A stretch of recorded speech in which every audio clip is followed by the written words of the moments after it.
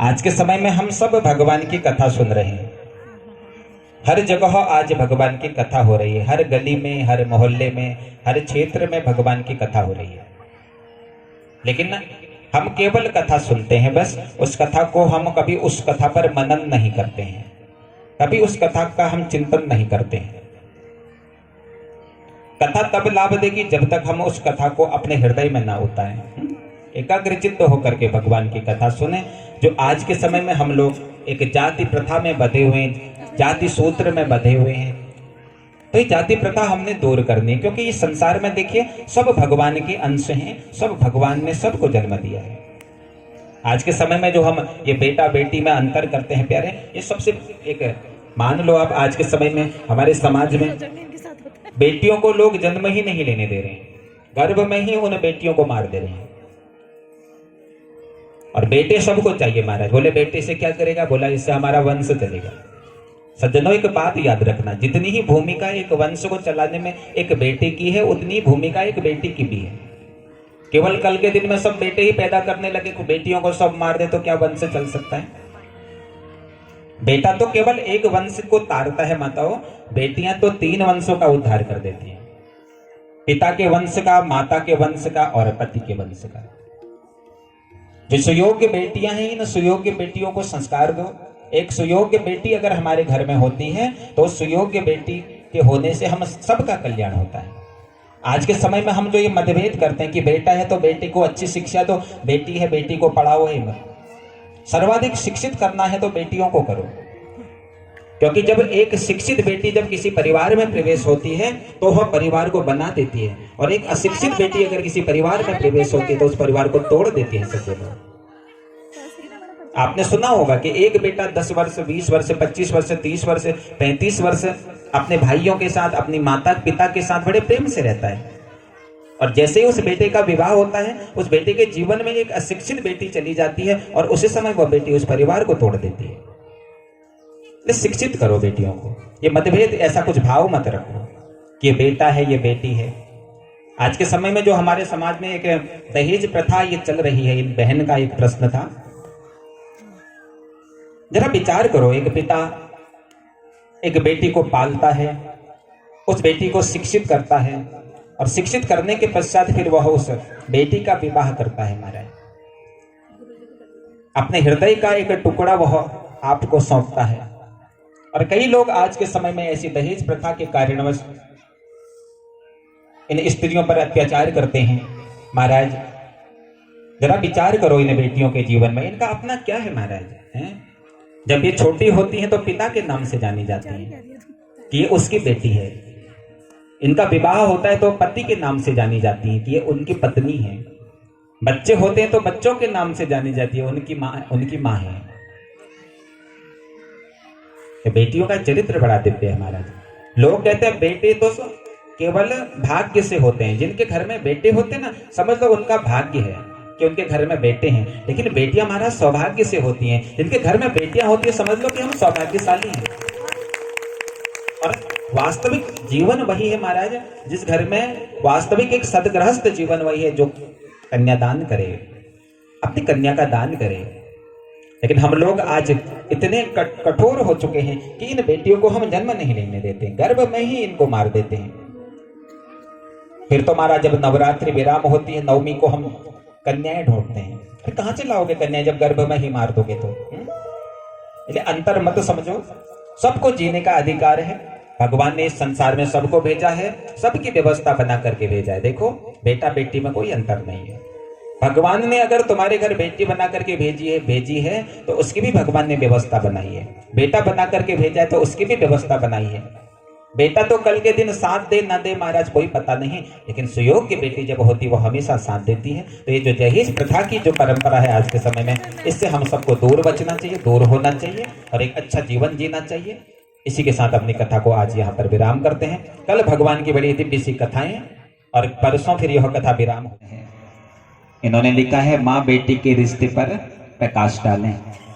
माँ और बेटी के रिश्ते पर बहुत दिव्य। माँ का हम क्या वर्णन करें महाराज? माँ का वर्णन तो स्वयमेव भगवान राम करते हैं।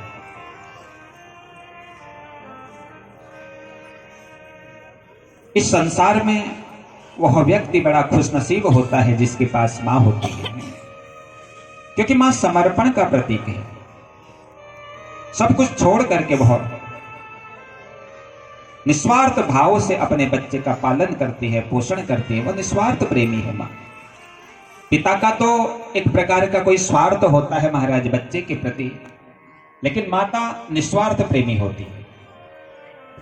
वह खुद भूखी रह सकती है, लेकिन उसका बच्चा भूखा सोए ऐसा मां देख नहीं सकती है।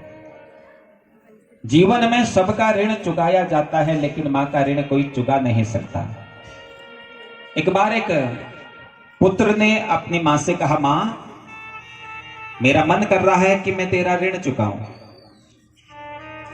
तो मां ने कहा, देख पुत्र, आज ऐसी क्या आपत्ति आ पड़ी तेरे ऊपर जो तू सोच रहा है कि मैं तेरा ऋण चुकाऊं।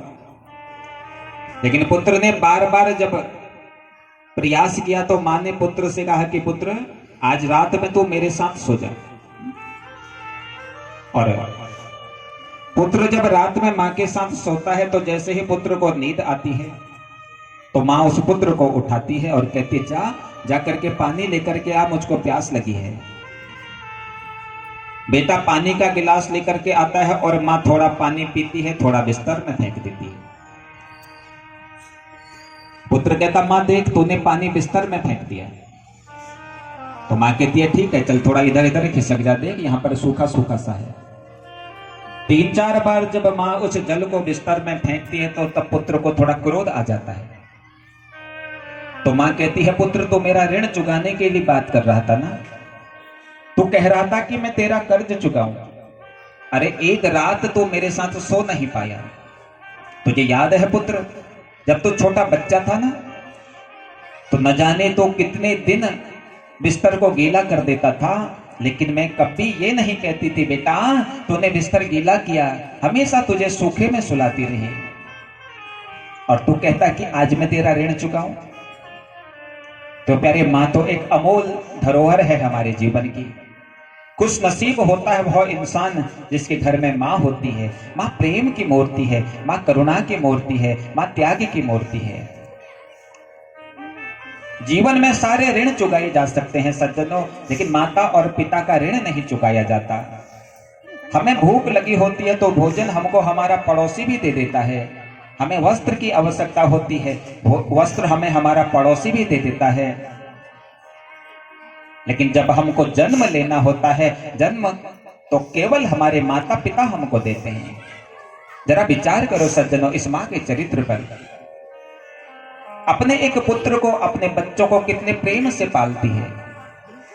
थोड़ा सा अगर पुत्र को कष्ट होता है तो माता का दिल विचलित हो जाता है। मां समर्पण का प्रतीक है। जिस घर में मां है महाराज वही घर घर कहलाता है। मां त्याग और समर्पण का प्रतीक है। और बेटी को श्रद्धा बोला गया है, बेटी को संस्कार बोला गया है। मां बेटी का रिश्ता बड़ा अलौकिक है महाराज। जिस घर में बेटियां उत्पन्न होती वही घर घर कहलाता है। लोग कहते हैं कि हमें बेटा चाहिए, तो शास्त्र कहते हैं बेटे तो सिर्फ भाग्य से उत्पन्न होते हैं महाराज, लेकिन बेटियां सौभाग्य से उत्पन्न होती हैं। जिस घर में बेटा सौभाग्यशाली होता है। आज के दिन में महाराज हम लोग क्या बात है, ये क्योंकि शिक्षा का असर है। क्योंकि आज के समय में हम पाश्चात्यकालीन संस्कृति को अपना करके इतने कठोर हो गए हैं कि हम बेटा और बेटी में अंतर करना हमने, और बेटा साथ दे ना दे, पिता को कष्ट हो रहा हो, पिता के कष्ट के समय में बेटे का हृदय द्रवित हो ना हो प्यारे, लेकिन अगर बेटी देखती है कि मेरे पिता को कष्ट हो रहा है, वह बेटी रुदन करने लग जाती है, अपने पिता को अपने कंठ से लगा लेती है, क्योंकि बेटी पिता का हृदय होती है महाराज। आज हम जो यह अंतर इन लोगों पर समझते हैं, कई बेटियां ऐसी होती हैं जो अपने पिता का अपमान नहीं सह सकती हैं। कई बार यह सुनने को मिला होगा आपने कि अमुक बेटी ने आत्महत्या कर ली, सुसाइड कर लिया। क्योंकि वह सुसाइड तब करती है जब उसे लगता है कि उसके पिता का कहीं पर अपमान हो रहा है, उसके भाई का कहीं पर अपमान हो रहा है। सम्मान दोनों तरफ से होना चाहिए सज्जनों। अगर तुम चाहो कि तुम्हारे घर में जो पत्नी तुम्हारे साथ आई है वह तुम्हारे माता पिता का सम्मान करे, तो तुम्हारा भी परम कर्तव्य है कि उस बेटी के माता पिता का तुम भी सम्मान करो। बचपन से एक पिता एक बेटी को पालता है, उसे बड़ा करता है, उसको शिक्षित करता है, अपने जीवन की पूरी पूंजी वह एक बेटी के पीछे लगा देता है। और जब उस बेटी का वह विवाह करता है, पूरे जीवन वह पिता रोता नहीं है प्यारे। जब अपनी बेटी को विवाह के समय में विदा करता है, उस समय चाहे कितना ही कठोर पिता क्यों ना हो, उस समय उसकी आंखों से आंसू आ जाते हैं। बेटी पिता का हृदय है प्यारे। और जब हम किसी की बेटी के हृदय को तोड़ते हैं, जब हम किसी की बेटी पर कष्ट पहुंचाते हैं महाराज, तो परमात्मा भी हमें क्षमा नहीं करता। बहू में और बेटी में अंतर मत समझो महाराज। प्रत्येक जना सोचता है कि हमारी जो बहू हमारे घर में आई वो हमारा सम्मान करे, हमारे घर की सेवा करे। जब तुम चाहते हो कि किसी की बेटी तुम्हारे घर जब बहू बन करके आए, वो तुम्हारे घर का सम्मान करे, तुम्हारा सम्मान करे, तो तुम भी अपनी बेटियों को उपदेश दो कि बेटा जिस घर में तुम जाओगी उस घर के प्रत्येक व्यक्ति का तुम सम्मान करना। यही बेटी और माँ की एक जीवनी है। बोलो भक्त वत्सल भगवान की। और भी बोलने को बहुत कुछ है लेकिन समय का थोड़ा अभाव है। ये जोरदार तालियां हैं। मैंने व्यास जी से 2 प्रश्न पूछे थे और मेरा पहला प्रश्न था, क्या स्त्रियों को इतनी मर्यादा में रहना चाहिए ससुराल में माता पिता के मान सम्मान के लिए? क्या दहेज की वजह से उनकी जान चली जाए? क्या इतनी मर्यादा सही है? और दूसरा प्रश्न था मेरा, माँ और बेटी के रिश्ते पर प्रकाश डालें। तो व्यास जी ने बहुत ही सुंदर रूप से मुझे उत्तर दिया। धन्यवाद व्यास जी मेरे सवालों का जवाब देने के लिए। आपसे ये प्रश्न पूछना सिर्फ समाज में एक संदेश पहुंचाना था जिससे लोगों का मानसिक विकास हो। किसी भी जाति में नहीं था, सिर्फ संस्कार, मर्यादा और मानसिक विकास पे था। और मेरे प्रश्न से व्यास जी प्रसन्न होके उन्होंने मुझे राम पटके से सम्मानित किया। धन्यवाद व्यास जी।